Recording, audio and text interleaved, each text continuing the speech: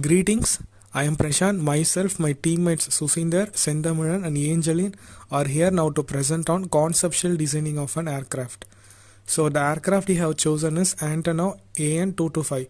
It is a strategic airlift cargo aircraft that was designed by Antonov Design Bureau in the Ukrainian SSR within the Soviet Union during 1980s. The Antonov AN225 was initially developed as an enlargement of the Antonov AN124 to transport Buran-class orbiters. The only AN225 airplane was completed in 1988. After successfully fulfilling its Soviet military missions, it was mothballed for 8 years.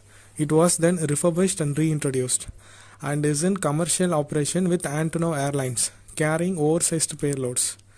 The airlifter holds the absolute world record for an airlifted single-item payload of 1,89,980 kg and an airlifted total payload of 2,53,820 kg. It has also transported a payload of 2,47,000 kg on a commercial flight. Now, my colleague ANGELIN will speak on its technical specification.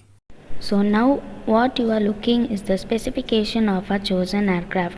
Exterior height 18.1 meter, wingspan 88.4 meter, length 84 meter, crew 6, maximum thrust 23,430 kgf, empty weight 2,85,000 kg, fuel capacity greater than 3 lakh kg, range 15,000 km, service ceiling 11,000 meter, maximum speed 850 km per hour, normal cruise 800 km per hour, engine 6, engine Ivanchenko Progress D18T turbofan engines.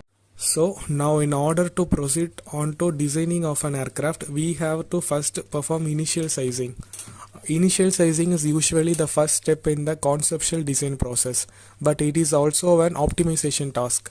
As it is the very first step, it is typically carried out with the lowest number of design variables and design constraints. This reduces accuracy but increases efficiency. The main objective here is to identify requirements that are likely to drive the design, and its first step is to estimate the size of an aircraft through the estimation of its design gross weight at the start of the design mission profile, which is provided by the user. Additionally, some requirements of the regulatory authority is looked upon. So now my colleague SENTHAMIZHAN will proceed. Okay, now we will be looking into weight estimation of our aircraft. As represented, the equation of initial sizing is W0 equal to W crew plus W pay plus W fuel plus W empty, which can be elaborated into W0 equal to W crew plus W pay divided by 1 minus empty weight fraction plus fuel weight fraction. First we will estimate W crew.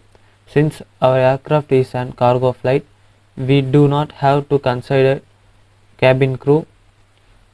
Our aircraft will have 6 crew to it, and we will assume 100 kg for each crew member, giving us a total W crew equal to 600 kg. Now we will do empty weight fraction calculation. You can clearly see for the PPT how we proceed, what formula we used and what value we used, etc. And we get the value empty weight fraction equal to 1.01. Now my colleague SUSINDHAR will take on. So now we are looking into the mission profile for our aircraft, which can be clearly seen in the slides. 0 to 1 is takeoff, 1 to 2 is climb, 2 to 3 is cruise, and 3, 4, 5 are loiter conditions. 5 to 6 is diversion, and 6 to 7 is landing. This 5 to 6 diversion part is a little different and extra for since our aircraft is cargo flight and is different from the regular conventional passenger aircrafts. So now we are looking onto the formula for estimation of mission fuel fraction, which is W fuel equal to W mission fuel plus W reserve fuel. W mission fuel depends on type of mission, the aircraft aerodynamics, and engine SFC, which is specific fuel consumption. whereas W reserve is required because sometimes the aircraft can miss the landing approach, or diversion and hole can be amplified, or navigation errors. And there are some assumptions for our calculation that we consider. You can be seen from the slides. And what is displayed here is the estimation of mission segment weights, and the total fuel weight fraction formula is displayed over here from the slides, from which the warm up W1 bar W0, the takeoff W2 bar W1, and landing weight fraction W7 bar W6 are estimated and assigned from historical trends. The values are shown in the below table. The warm up and takeoff value is 0.970, the climb is 0.995, and the landing is 0.995. So now what else values do we need? We need W6 by W5, W5 by W4, and W3 by W2, in which W6 by W5 and W5 by W4 are loiter conditions. And since loiter may vary from mission to mission, and assuming that such huge aircraft with high importance will not be denied for landing or be given with the loiter, we assume that loiter values to be 1, which is seen in the slides, which can be seen from the slides. W6 by W5 equal to 1 and W5 by W4 equal to 1. Now all we need is W3 by W2 value, and the table here shows the some required parameters.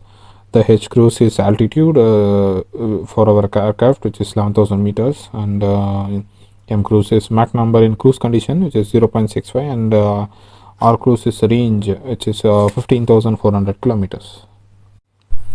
And now we are entering the estimation of fuel weight fraction in cruise segment for W3 by W2.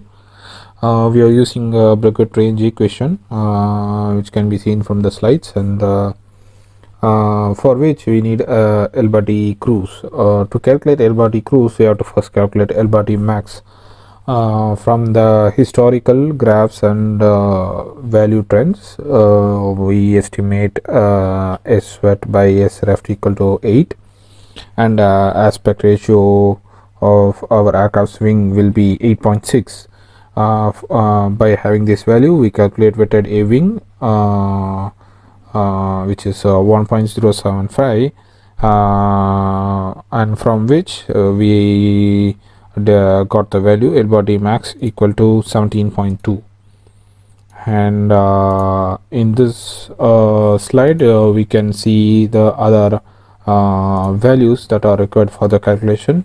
We have our SFC cruise. We are converting the value to per seconds, which is 15.19 into 10 to the power minus 5 per second, and calculation of V cruise and L bar D cruise also can be seen. And by using all the calculated and assumed values by using the values in the bracket equations, we get the value W3 by W2, which is 0.440, and assigning that value to W7 by W0, we get W7 by W0 equal to 0.4182. And using this value, we are calculating fuel weight fraction. To the calculation of fuel weight fraction, we need RFF, which is nothing but reserve fuel fraction. We have assumed reserve fuel to be 10%, and by the calculation we get a fuel weight fraction, fuel weight fraction's value to be 0.6399. Here we can see descent gross weight estimation from the formula. By using all the values, W crew we calculated 600 kgs, and we know W payload, and just before we calculated a fuel weight fraction. By using all this value, we get W naught to be 2,54,418.35 kilograms. From here my colleague Angel will continue. So this will be our aircraft's wing sizing. We have used this lift formula and below mentioned parameters to estimate surface area of our wing, which is 800 meters square. And using modified aspect ratio formula, we calculated wingspan, which is to be 84.8.85 meter. As far as wing planeform concerned, the wing configuration we have chosen is high mounted dihedral wings. The high mounted wing is above the aircraft's center of gravity, which confer extra dihedral force due to the pendulum effect maneuvered. The advantages of high wing can be seen from the slide. Such designs can also have excessive dihedral effect and so be excessively stable in the spiral mode. So anhedral angle on the wing is added to cancel out some of the dihedral effect so that the aircraft can be more easily handled.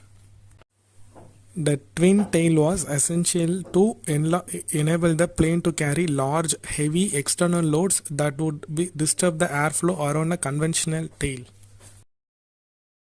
For the landing gears of this heavy aircraft, we have chosen multi-bogie configuration and has nose gear designed to kneel so that cargo can be easily loaded and unloaded. So what now you're looking into is the engine spec of our aircraft. That will be all for our presentation. Thank you.